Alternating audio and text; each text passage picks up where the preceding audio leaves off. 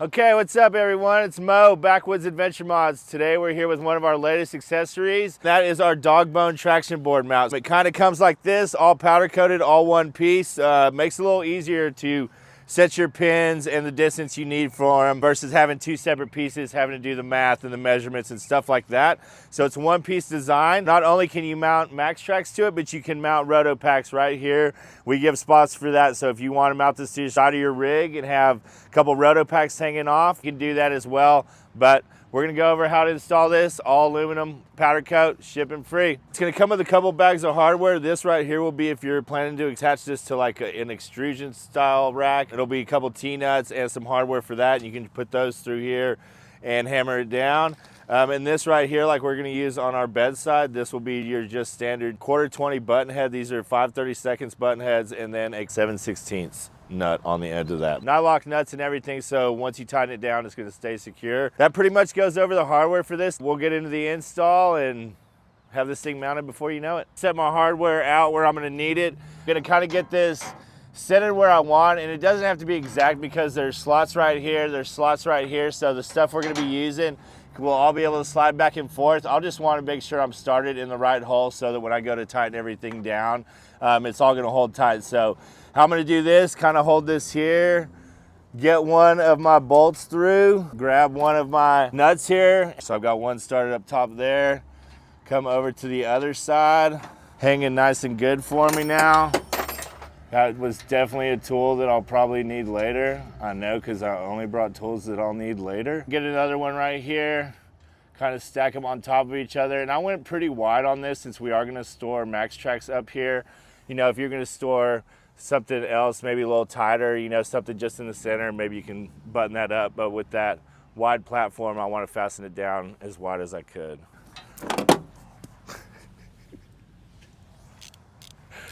Some things, right?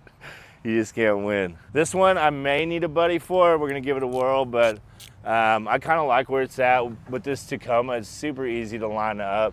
You're just gonna want to have some space behind this so that your max tracks pins will be able to push through and out through here. And like I said, almost fits perfectly in between this. So eyeball test, good enough for the girls I go with. It looks pretty centered, almost so centered that I want to get a tape measure.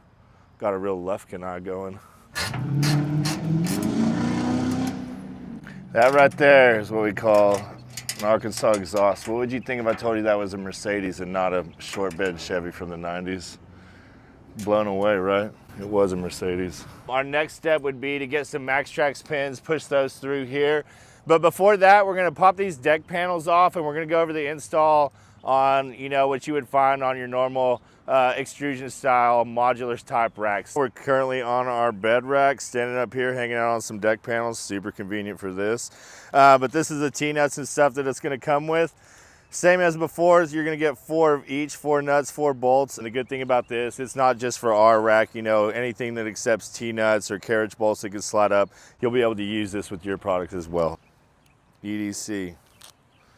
Every day. Good news about this is I'm gonna be able to sit down here and do the majority of this install because we have this sweet deck panel up here. Same as before, kind of get it centered.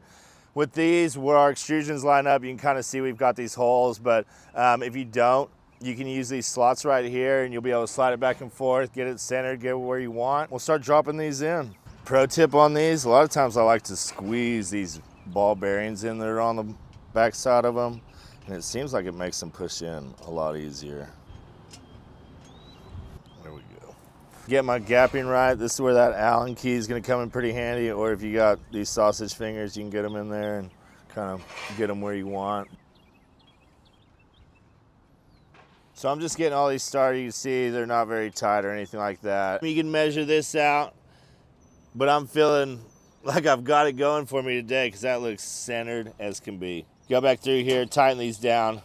You don't have to go crazy on it.